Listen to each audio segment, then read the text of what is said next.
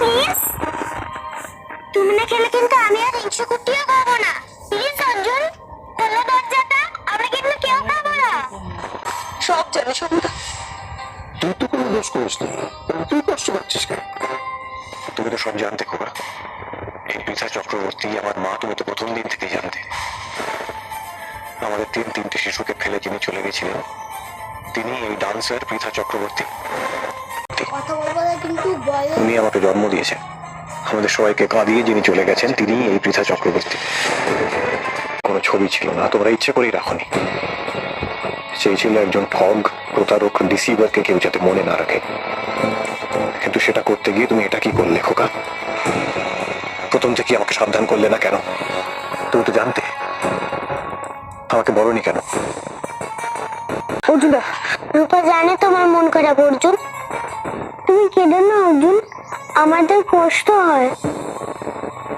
আচ্ছা, রূপা অনেকক্ষণ খাবার নিয়ে বসে আছে, এবার রূপারা তোমাকে খাইয়ে দেবে। ইয়েস, আমি আর পাতামের মিলে তোমাকে খাইয়ে দেব। নাও এবার বসে তুমি। মা কোথায়? মা যখন ফিরেই এসেছে তখন আর তাকে দূরে সরিয়ে রাখিস না। যত যাই হোক, আমি তোমাদের মা হয় না, তোমাদের মা কোনোদিন কেউ ছিল না, থাকবেও না।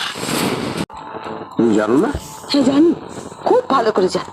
তাই বলছি, ছেড়ে চলে গিয়েছিল তাই।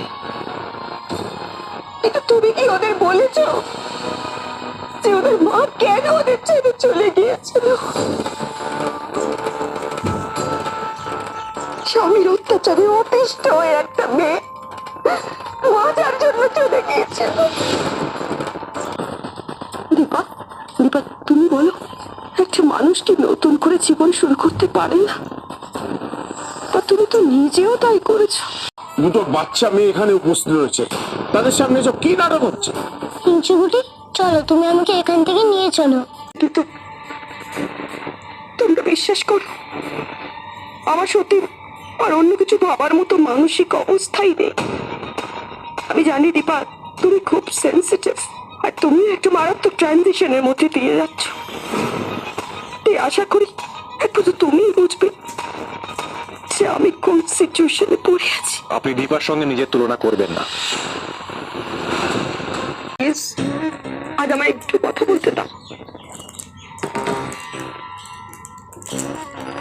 দীপা, টাকা চাইলে কোনোদিন তোমার মুখের উপর ছুড়ে দিয়েছেন তোমার এক্স হাজবেন্ড?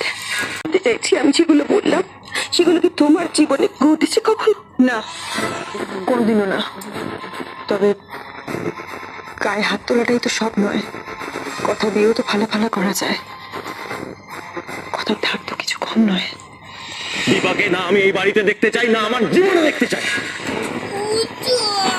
নামে ডাকবে না আমাকে, ঘেন্না করে তোমার মুখে ওই নাম শুনতে, বুঝেছো? ভগবান, চোর। তবে এখানে আমি বা আমার জীবনের কথা না তুললেই ভালো হয় পৃথা ম্যাম। কিন্তু আমি যা যা বললাম সেগুলো সবটা করতেন আমার হাজবেন্ড আমার সাথে।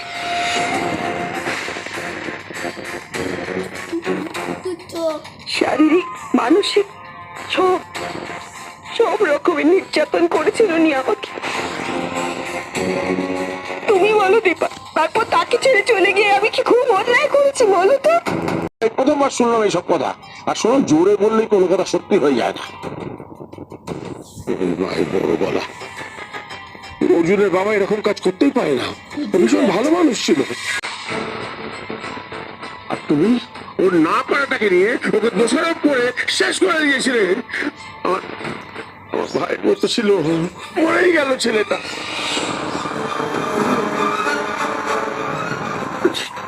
সে তো তুমি বলবেই সুমিতা, তোমার কাছের মানুষ, তোমার আপনজন, তোমার ভাইয়ের মতো।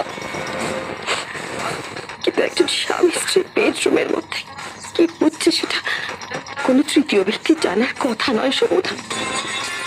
তবু আমি জানতাম যে তুমি একজন বিচক্ষণ মানুষ, তুমি হয়তো কিছুটা আওয়াজ করতে পারো। আপনি আসতে পারেন। বেশ, চলে যাচ্ছি। তোমরা মনে রেখো যে তোমাদের মা কিন্তু এখনো বেঁচে আছেন। আর তোমাদের ছোট ভাই সে এখন জেলে পড়ে আছে। কত বড় স্পর্ধা দেখ, আমাদের ইমোশনাল ব্ল্যাকমেল করতে এসেছিল। তুই যা করেছিস ঠিক করেছিস, ওই নিয়ে আর ভাববি না। ওকে নিয়ে না হয় নাই ভাবলাম খোকা, আমি তো ভাবছি তোমাকে নিয়ে। আমি ওনাকে চিনি না তাই কিছু বলিনি, কিন্তু তুমি তো চিনতে, প্রথম থেকেই চিনেছিলে, তাহলে তুমি আমাকে বলনি কেন? আমি উত্তর দাও, এত বড় সত্যিটা তুমি লুকিয়ে গেলে কেন? আমি ভয় পেয়ে গেছিলাম, বিশ্বাস কর। আমার ভয় ছিল ও তোকে শেষ করে দেবে। ও ভালো নয়, ঠিক নয়। তাও তোমার উচিত ছিল আমাকে বলা, অনেক আগেই বলা উচিত ছিল। কোথায় গেছিলে তুই? বলছি সব বলছি, ঢুকতে তো দাও আমাকে। কোথায় গেছিলি তুমি সেটা বল আমাকে। গেছিলাম পাপাই, তোমার রূপাকে শেষ করতে গেছিলাম আমি। তো ওদের জন্য আমি সুযোগে পাইনি বাবা। ইনফ্যাক্ট আমি না ওদেরকে আজকে শেষ করেই আসতাম। আই ওয়াজ ফুলি প্রিপেয়ার্ড, যদি একটু মাঝখানে না চলে আসতো। আমি না খুব মুশকিলে পড়ে গেছি জানো তো পাপাই। এখন না ওদেরকে শেষ করা ছাড়া কোনো রাস্তা নেই আমার কাছে। আর ওদেরকে যতক্ষণ না শেষ করতে পারছি আমি না শান্তি পাচ্ছি না বাবা। আমাকে শেষ করতে হবে ওদেরকে। একটা কথা বলি মা, একটু শান্ত হ। তোর শরীরটা খারাপ, এটা ভুলে যাস না। একটু সুস্থ হয়ে নে, তারপরে এসব নিয়ে ভাববি। তুই এখন কেন শুধু শুধু রিস্ক নিতে যাচ্ছিস? তোমরা তো অর্জুনের বন্ধু, তোমরা যাও অর্জুনের কাছে। আমরা ওখানে গিয়ে কি বলবো? কিচ্ছু বলতে হবে না মা, তোমরা শুধু পাশে গিয়ে বসো আর একটু সাট করে দিও। তাতে অর্জুনের কষ্ট কমবে। এই কষ্ট সহজে কমার নয় মা,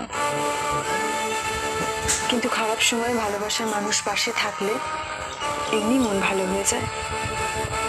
কিন্তু হ্যাঁ, দুজনে অর্জুনদের কাছে গিয়ে একদম পাকা কথা বলবে না, কোনো প্রশ্ন করবে না, মনে থাকে জানো। ঠিক আছে, চলো পাতামি।